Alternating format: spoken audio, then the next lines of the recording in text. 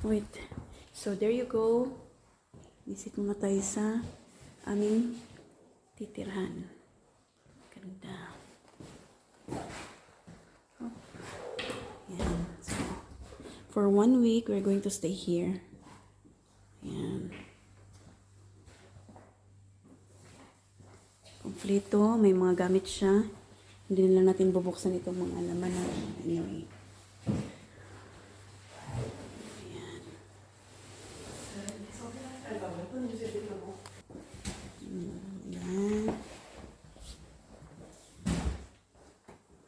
Ito yung first CR.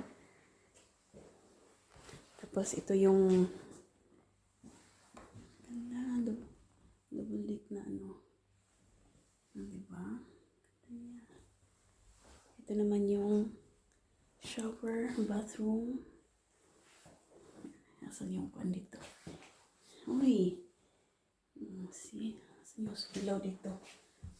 Ay, hindi ko alam kung saan. Anyway, ayan. Ito yung second room.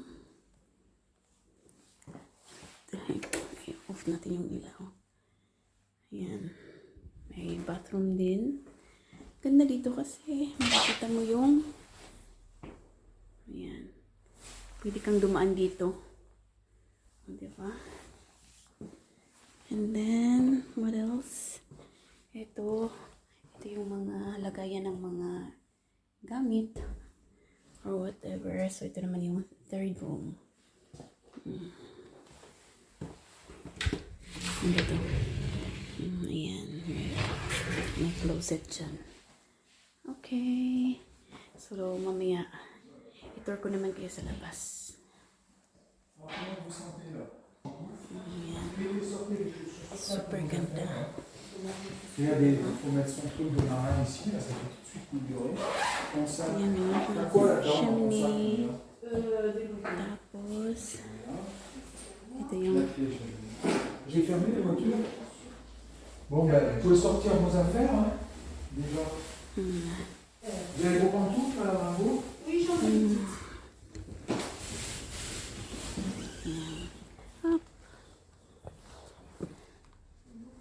So, actually, yung season daw dito is mga starting May na, June, July, ganyan. So, mayroon silang, ano dito, maliit na pool. So, pwede naman ito maliguan. Hindi naman siya madumi. Kaya lang, syempre, mga ilang ano din ito, hindi na gamit. So, kailang, linis naman.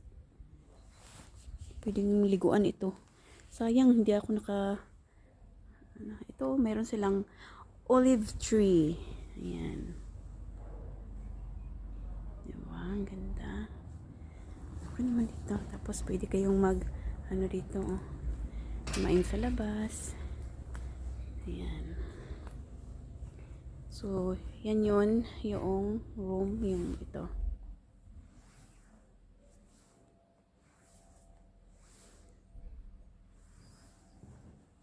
Ganda. Ganda siya, of course. There I am. Here.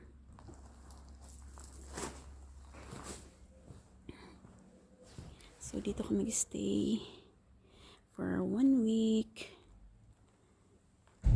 Ayan. Ang ganda ng pool. Parang ano siya. Ayan, tara. Pasok na tayo. Up. Okay.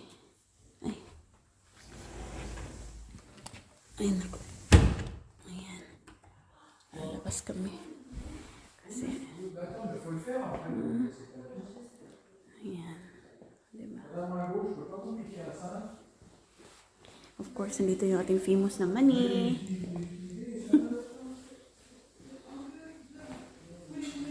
Ayan. Mga gamit namin. Diba? Okay, tuloy natin ito mamaya.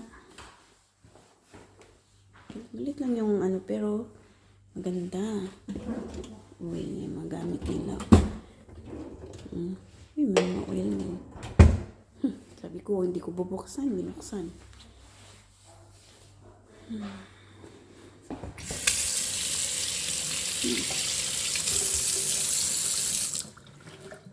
Ayan. So, pwede tayo magluto dito mamaya. So, ganyan lang guys. That's all for now. Kaya, yun. So, kararating lang namin as I said, kaya na-tour natin ito for the very first time.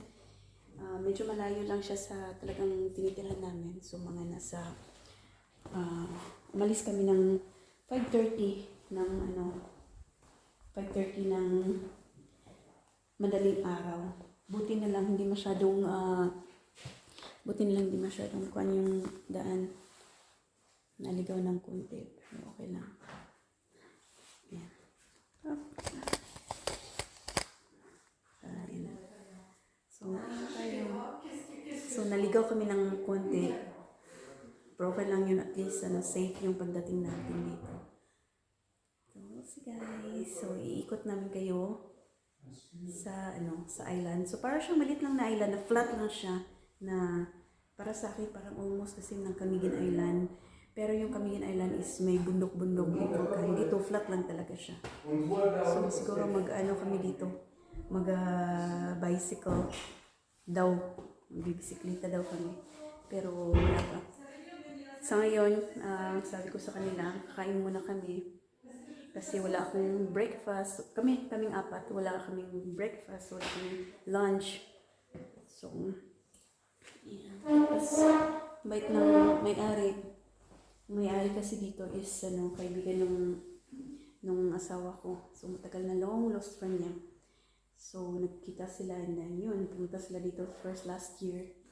And then yun, dinala niya dito tapos sabi niya, kung gusto mong magbakasyon dito kasama ang family mo, ayun, pinatira kami dito ng libre. So, imagine mo. So, maganda itong island na to kasi nga, bago ka pumasok dito, mayroon silang entrance. So, hindi lahat ng pupunta lang dito na gagawa ng mga kalokohan. Hindi sila basta-basta nakakapasok. Nakakapasok sila pero kailangan na magbayad. So, yun. Usually, ang pumupunta talaga dito mga dayo na talagang bakasyonista talaga. So, ayan guys. We'll see kung ano mga gagawin natin. Tomorrow daw, maganda yung panahon. It's just, ngayon lang na araw na to umulan. So, titingnan natin kung ano ang magiging natin bukas, magiging activities natin bukas. So, gotta go guys. Thank you.